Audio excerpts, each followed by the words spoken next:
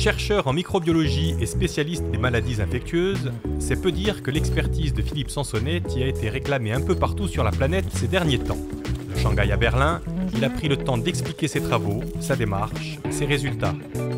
À 70 ans passés, il est un de nos plus grands scientifiques et c'est une chance que de pouvoir l'accueillir pour l'écouter se raconter, avec ou sans filtre. C'est par ici que ça se passe, Philippe. Oui, oui. je vois. On va commencer votre saga familiale, du côté maternel. Avec pas mal de photos, on va commencer ici. On est où là? Là, on est à Corté, près de la rivière. Et c'est mon arrière-grand-mère, Arrigui. Arrigui. Ouais. Et un de ses fils, Augustin, l'oncle Augustin. Et puis moi, je devais avoir 3 ans, 4 ans, sur l'âne. J'aime bien la proximité, c'était un symbole. Et c'est un souvenir parce que, bon, je trouve la photo formidable, titre personnel, mais on a des souvenirs d'enfants quand même. Chose qui remonte à assez loin, et ce dont je me souviens, c'était les Loubiac. C'est là où elle habitait, c'était les HLM de l'époque. D'un côté, c'était le Moyen-Âge, parce qu'il n'y avait pas d'eau courante. Les gens allaient chercher l'eau à la fontaine. Et puis en même temps, il y avait une espèce de vie communautaire. Les personnes ne fermaient les portes. On circulait, on rentrait chez les uns, chez les autres. Il y avait des éclats de rire. C'est ça que je garde, et c'est là que j'ai vu qu'on pouvait être pauvre et heureux. Mais bon, ça, c'est un autre sujet. Mais enfin bon, voilà, c'est une belle partie de début. Le début, il est encore là, on continue là. Alors ça, c'est effectivement, c'est ma famille côté maternel, c'est mon grand-père. C'est ma grand-mère maternelle. Arrigui, toujours. Arrigui. Oui. Et lui, c'est Paoli. Bien que... Joseph Paoli. Il n'était pas de Corté, il était de San Nicolas. Je ne sais pas pourquoi il y avait des Paoli qui s'étaient exilés là-bas. Et son rêve, c'était d'être chauffeur de taxi à Paris. Et il a réalisé son rêve. Il a fini en 1910-1911 comme conducteur à la G7. Mais il n'est pas parti à Paris tout seul. Il a enlevé ma grand-mère qui avait 16 ans.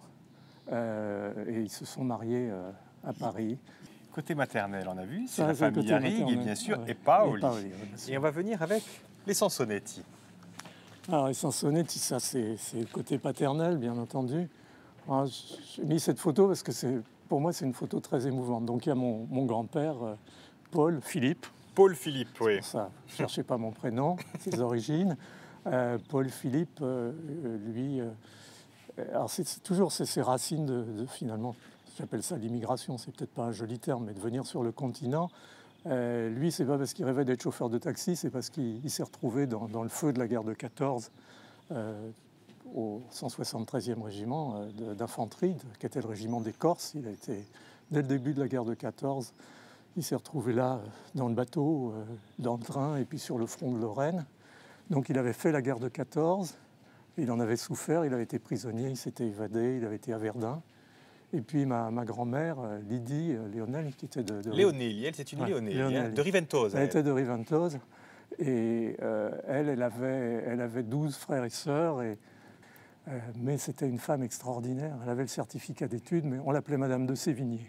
Elle écrivait à la perfection d'une famille où tout le monde... C'est ça qui était beau, pour moi, c'est l'école de la République. Ils étaient tous... Ils écrivaient bien, ils parlaient bien. C'était extraordinaire. Et mamie était formidable. Et là, moi, j'aime cette photo parce que c'est mon père, François Xavier, il a 18 ans là. Et on est donc il est né en 20 et on est en 1938. Et alors que ma grand-mère lui voyait un avenir de professeur, d'instituteur. Mais c'était un jeune de l'époque, il était patriote et en 1938, il s'engage. Et il est fait prisonnier vers Bar-le-Duc, en fait, où c'était vraiment des combats d'arrière-garde. Donc il est fait prisonnier, il s'évade. Il n'était pas encore arrivé en Allemagne. Et il ne savait pas trop quoi faire. Il rentre à Paris et il commence à chercher des Corses qu'il avait connus par ses parents. Il va être hébergé dans le 15e arrondissement de Paris par la famille Paoli. Qui avait un garçon et 2 filles. Et là, il va rencontrer ma mère. On est en 1941. Il tombe manifestement amoureux de ma mère. ne suis pas sûr qu'au début c'était totalement partagé, d'après ce que j'ai pu comprendre. Elle avait peut-être d'autres rêves que d'épouser un militaire. C'était une midinette, maman, au bon sens du terme, c'était une couturière. Et on va la retrouver. On va la retrouver. Votre maman. Et Romaine. Oui. Romaine Paoli. Oui. Donc, très élégante. Oui, elle était toujours très élégante. Elle était couturière chez Maggie Rouff, qui était une des grandes maisons sur les Champs-Élysées.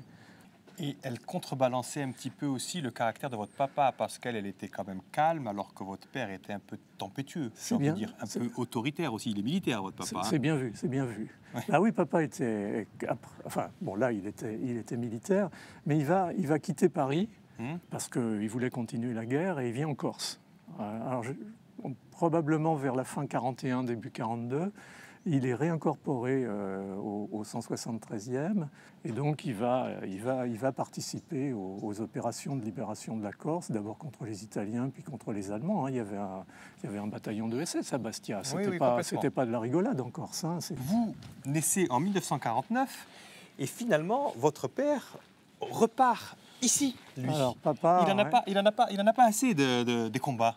Qu'est-ce qui se passe? C'est pas qu'il en a pas assez, c'est qu'il est militaire. Donc, ça fait partie de sa carrière. Donc, en février 54, il part en Indochine. Et vous recevez ce genre de carte postale? Je reçois ça. Vous n'avez pas votre papa, vous avez juste des cartes postales qui reviennent toutes les semaines? Toutes les semaines, papa m'envoie un dessin. Alors, ça va d'un pouce-pouce dans les rues d'Hanoï jusqu'à des figurines de Walt Disney. Il dessinait à la perfection. Et pour moi, l'arrivée de la lettre de papa, c'était quelque chose d'émouvant. Donc là, c'est cette période-là, j'avais 5 ans. J'étais en couple avec ma mère, finalement.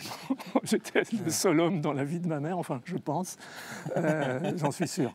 Je revois ça avec, effectivement, une espèce de période de douceur, de rapport uniquement maternel. Je n'ai pas encore mon frère, donc voilà. En tout cas, vous êtes là avec votre jolie montre. Vous êtes entre deux mondes, j'ai envie de dire, partagé entre deux mondes dans votre imaginaire.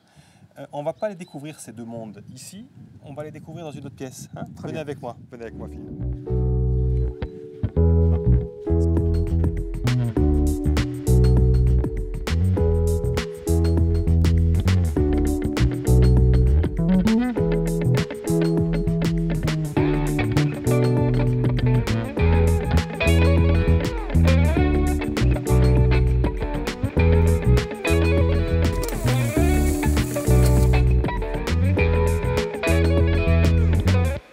Philippe. Merci. Et donc, comme je le disais, vous, tout petit, vous êtes partagé entre ça, les livres et l'exemple à suivre.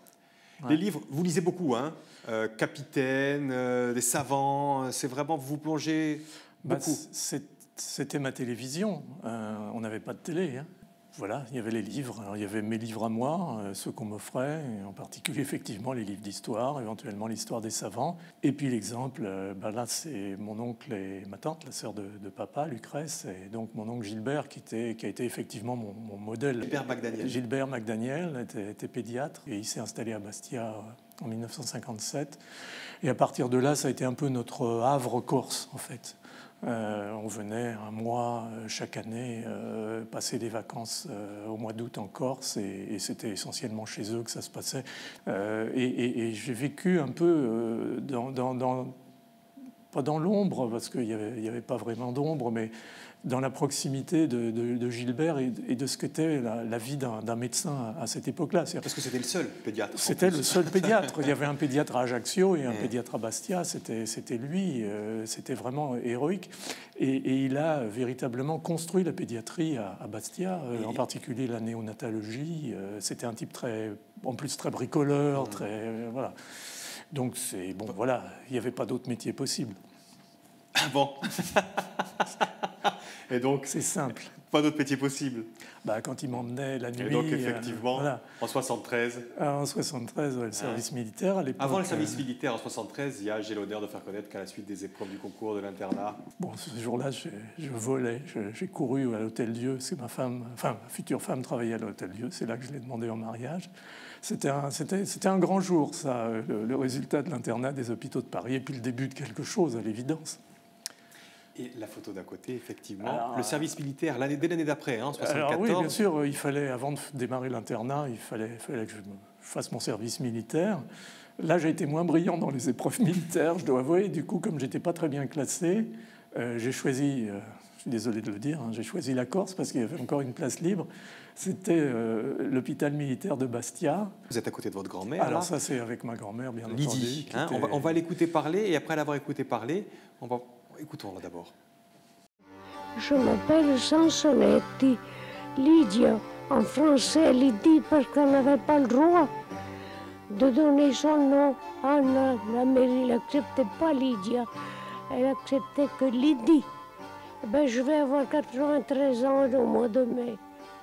Je suis née à Pevenardo, mais on n'enregistrait pas le village. Mon village, c'était Riventosa. Et on m'a enregistré, on envoyait quelqu'un m'enregistrer à Riventosa. Tout ça, on était comme ça. On n'enregistrait pas les gens de la montagne. C'était pas courant, ça se faisait pas. Une voix qui surgit comme ça. Justement, quel était votre magnifique témoignage de votre grand-mère? Vous l'aimiez beaucoup, j'imagine, oui. Ah. On peut le dire. Il n'y a pas de terme pour ça. Et on va faire un petit bond dans le temps parce qu'on vous retrouve en 1981, ici. Ah oui. Bah oui, parce que c'est donc le grand cours, ce qu'on appelait le grand cours de l'Institut Pasteur. Et bon, j'avais commencé ma médecine, bien sûr, j'étais en milieu d'internat et j'étais heureux de faire de la médecine, d'avoir mes patients et ainsi de suite. Mais en même temps, j'avais quelque part déjà une petite frustration, un petit manque. Je trouvais que c'était vraiment la médecine telle qu'on la faisait, c'était très doctus cum libro, quoi. On va par le livre et on n'allait pas vraiment. J'avais la sensation au fond des choses. J'étais avec des cliniciens absolument remarquables, mais quelque part il y avait quelque chose dans les maladies qui restait mystérieux et j'avais envie de comprendre un petit peu mieux. Alors j'avais commencé très tôt sur une orientation vers les maladies infectieuses. Et j'avais vu à quel point une approche scientifique, raisonnée, rationnelle des pathologies infectieuses pouvait éventuellement sauver ces patients. Et donc, je me suis dit, il faut que j'aille voir un peu derrière ce qui se passe derrière le miroir. Et comme dans ma famille, enfin mes parents en particulier, avaient une espèce d'adoration pour l'Institut Pasteur, qui était d'ailleurs voisin de là où on habitait, à quelques rues près, j'ai voulu rentrer, en tout cas aller voir, renifler un petit peu, si je puis dire, ce qui se passait dans un institut de recherche. Et j'ai eu la chance de tomber là, dans ce cours, où Jacques Monod était directeur de l'Institut Pasteur. C'est lui. Et c'est lui, une personnalité extraordinaire. Et donc, il cherchait des médecins. Et j'ai eu une double chance, c'est que la première est plutôt triste, c'est que Jacques Monod a fait une hépatite grave avec une aplasie médulaire et j'étais amené à le soigner. Et donc, quelques jours plus tard, je me suis retrouvé dans son bureau. Il m'a proposé ce qu'on appelle une bourse roux, qui était une bourse pour faire le cours de l'Institut Pasteur. Il m'a dit, écoutez, voilà, je vous propose ça, mais on a beaucoup de candidats. Il faut que vous me donniez une réponse dans les jours qui viennent. Il y a des moments dans la vie où, bon, j'ai dit, on ne va pas attendre des jours. J'ai dit oui. Je ne me pas demandé l'avis de ma femme. Peut-être elle m'en veut encore. Et je suis parti sur l'Institut Pasteur avec une période extraordinaire parce que j'ai eu la médecine et la recherche en même temps. C'était un peu ce que je cherchais au fond. C'était de soigner les malades et puis de comprendre mieux les maladies. J'ai les matérialisé avec cette photo justement, avec cette composition. Votre femme, qu'on voit enfin. C'est pas Madame Colombo, on la voit, votre femme. Il était temps Exactement. qu'on la voie. Une période. Alors, d'un côté, une période bénie, comme vous dites, médecine et recherche. Ouais. Puis la photo, par contre, la photo d'à côté, c'est un peu plus triste aussi, Alors, parce qu'il y a des bas aussi quand même. Vous êtes en plein dans les années SIDA aussi. C'est un clin d'œil, c'est-à-dire qu'effectivement, à partir de 82, la France a été rattrapée par le sida. On a vu le nombre de malades grandir et je me suis retrouvé, au fond, en charge d'organiser l'accueil des sida, à la fois en consultation et en hospitalisation. Ça a été une période très, très dure. Ces jeunes qui souvent étaient rejetés par leur famille parce que leur famille avait réalisé à cause de la maladie que leur fils était homosexuel. Qui les laissait mourir. C'était les familles parfois. Enfin, je ne veux pas noircir, mais ces garçons étaient seuls et souffrants parce qu'il n'y avait pas de traitement. Et pendant que vous battez au quotidien, entre rire et larmes, finalement, vous faites beaucoup de choses. Ça passe un petit peu inaperçu dans la famille parce que la star de la famille, c'est lui. C'est votre frère. C'est bon.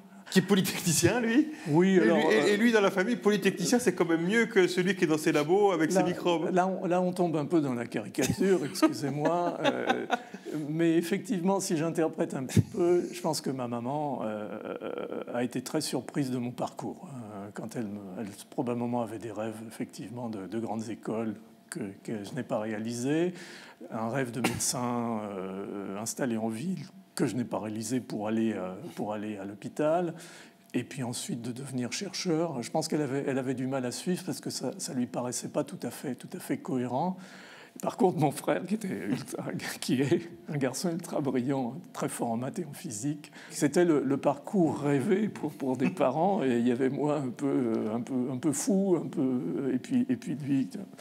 Et c'était intéressant. J'adore mon frère et c'est réciproque, mais on a toujours, quand on en parle, on en rit.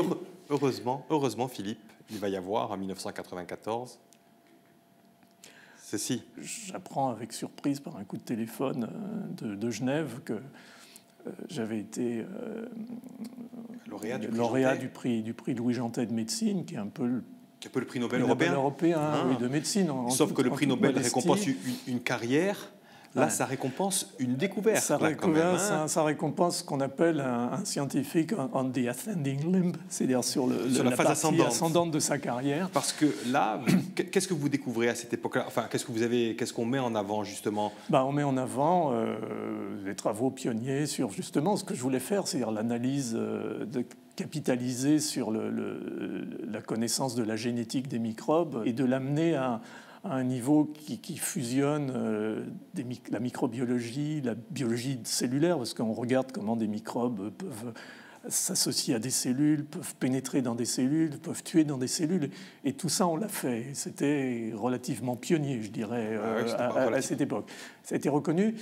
Et puis je pense que ce qu'ils ont aimé aussi, c'est que je gardais ce côté application et intérêt pour la vaccination. À l'époque, le modèle sur lequel on travaillait beaucoup, c'était la dysenterie bacillaire. Et donc, qui tuait quand même 1 million d'enfants en Afrique. Chaque année, en particulier dans les pays pauvres. Exactement. Et donc, il y avait besoin d'un vaccin. Et donc, il y avait aussi cette perspective vaccinale qui a plu. Et ça, c'est quelque chose qui m'a rassuré.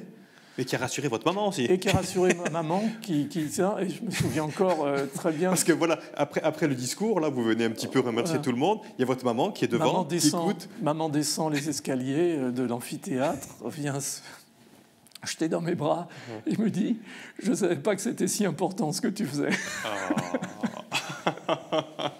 Magnifique, ça. Il y a des moments dans la vie comme ça, effectivement, qu'il ne faut pas rater.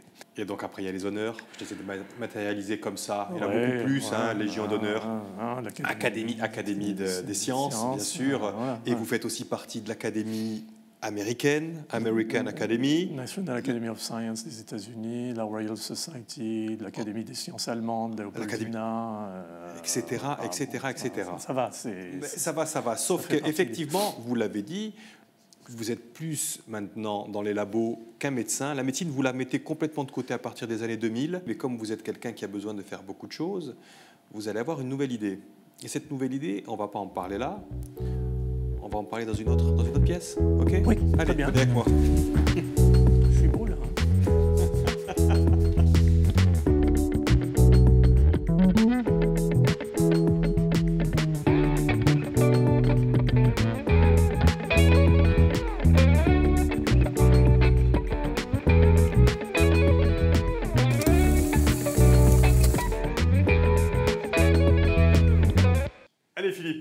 Donc, votre dernière envie, elle est là, elle se passe ici.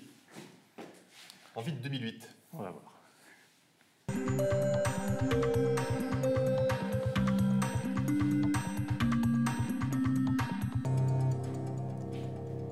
Mesdames, Messieurs, mes chers collègues, je voulais vous souhaiter la bienvenue à cette nouvelle série de cours pour l'année académique 2009-2010 de la chaire de microbiologie et maladies infectieuses.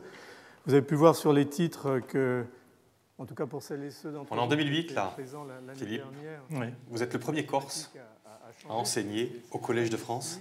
Je pense. Il faudrait vraiment vérifier. Il y a eu tellement de professeurs au Collège de France, mais je pense. Ça avait pour moi un côté magique et faire partie de cette assemblée, ça a été vraiment, effectivement, quand j'ai été élu, quelque chose d'extraordinaire. Transmettre au Collège de France et transmettre aussi par les livres, parce que vous commettez beaucoup d'ouvrages, notamment. Philippe, alors on commence avec cela. Ça, effectivement, c'est votre leçon inaugurale. Ça, c'est ma leçon inaugurale au collège. Et ce livre-là, qui a fait date quand même, les vaccins, pourquoi sont-ils indispensables? On est en 2017, là. Et là, le bouquin sort en 2017. J'avais commencé à l'écrire en 2015. Dès 2017, avant la pandémie, il y a quand même des gens qui vous insultent. Ouais. Donc, vous créez des ennemis, déjà. Ouais. Déjà, il y a quand même 5 ans, en sortant ce bouquin-là. Oui, j'ai senti qu'effectivement, je touchais quelque chose... Et que dans ma bulle scientifique, je n'en avais pas réalisé l'importance. Et un certain ancrage, au même moment, est sorti en 2016 un article montrant que les Français étaient probablement le peuple le plus défiant vis-à-vis des vaccins.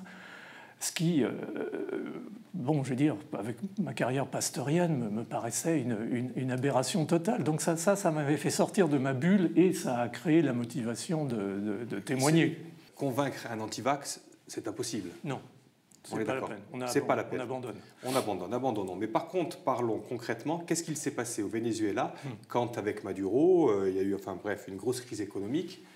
Des médecins ont quitté le pays, il n'y a plus de vaccination dans ce pays. Le système sanitaire s'est désagrégé, à la fois curatif et puis préventif. Toutes les stratégies de prévention du paludisme et puis les stratégies de prévention des maladies infectieuses se sont désagrégées. Et est arrivé ce que les antivax niaient, c'est-à-dire que les maladies infectieuses sont revenues. C'est-à-dire que alors qu'on nous dit maintenant l'hygiène, la vie moderne, tout ça, on peut se passer des vaccins, il y a plus de risques à se faire vacciner qu'à attraper la maladie en question. On a vu ces maladies qu'on pensait éliminer revenir. La rougeole est revenue, la coqueluche est revenue, la diphtérie est revenue, alors que on pourrait imaginer que la diphtérie, c'est du passé, c'est du siècle dernier. C'était vos grands-parents, la diphtérie. C'était nos grands-parents.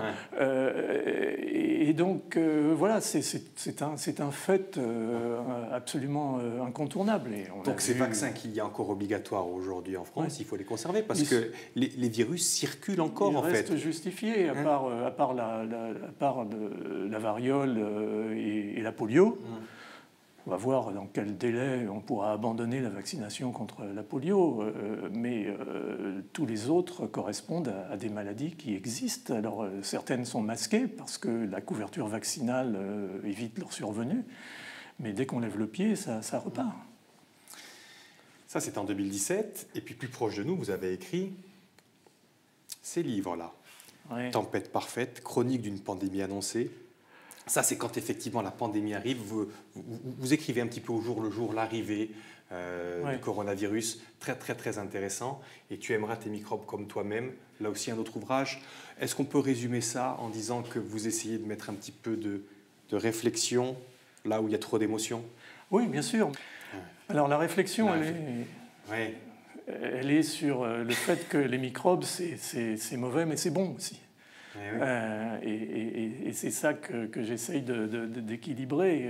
Bien sûr, il y a les pandémies, bien sûr, il y a les émergences infectieuses, bien sûr, il y a la résistance aux antibiotiques, il y a des tas de sujets qui font qu'on doit combattre les microbes. Mais en même temps, il faut faire attention au fait qu'on vit avec les microbes, qu'on leur doit une partie de notre développement, de notre santé, Et je suis très inquiet, au même titre qu'on est inquiet sur la réduction de la biodiversité oui, il y a la réduction des macroscopique. Il y a la réduction aussi des microbes. De la réduction de la biodiversité microscopique. D'ailleurs, ça sera l'objet d'un prochain livre, je crois savoir. Hein? Absolument. Venez, parce que vous allez aussi encore sur le terrain. Et quel terrain? C'est ici. Ouais. C'est l'Afrique, c'est un continent qui m'émeut beaucoup, l'Afrique. Je me sens bien là-bas. Je ne sais pas pourquoi. Il y a quelque chose dans mes racines qui m'en rapproche. Il y a déjà beaucoup d'enfants malades. Et puis c'est la maladie, c'est les enfants. Et l'Afrique aussi, c'est source aussi de réussite aussi. Hein, parce qu'effectivement, Bill et Melinda Gates, la Gates Foundation, c'est ça, hein? Oui, alors ça a été une grande et belle surprise. C'est-à-dire que mes collègues Armel Falipon et Laurence Mullard ont beaucoup travaillé à la suite d'un grand programme européen que j'avais coordonné pour développer un vaccin contre la dysenterie. Et un jour, on a reçu une invitation par la fondation Bill et Melinda Gates pour aller à Seattle. Et puis, la réunion se passe, et puis voilà, on va se quitter. Et là, on voit les représentants de la fondation qui viennent nous voir et qui nous disent « Écoutez, on est très intéressés. Là, on était en 2018. Il nous faut un vaccin sur le marché en 2023, donc on prend tout ça en charge. » Et donc, voilà, on est sorti en courant pour se prendre en photo devant l'entrée de la fondation Gates. Il y a un autre continent aussi que vous traversez de temps à autre, c'est le continent asiatique. Ouais, j'aime bien. Que j'ai matérialisé en 2 photos. Il y a un bon et un mauvais souvenir. Oui, il y a des tas de scientifiques très brillants avec lesquels j'ai d'excellentes relations, mais je dois avouer que bon, l'ensemble, et puis le Covid qui a quand même considérablement gêné les échanges et les missions est un peu là. Donc je pense que ça aurait été une aventure intéressante, mais qui va probablement pas se prolonger très longtemps.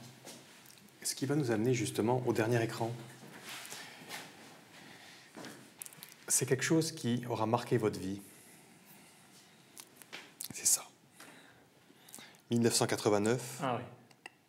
Vous êtes là quand le mur de Berlin est percé. Ça, c'est une des premières trabans. C'est là. C'est la première trabant. C'est vous qui la prenez en photo. Non, mais c'est des photos de vous, ça. Hein. Oui, c'est photos de moi. C'est quelque chose. Avec mon épouse Nicole.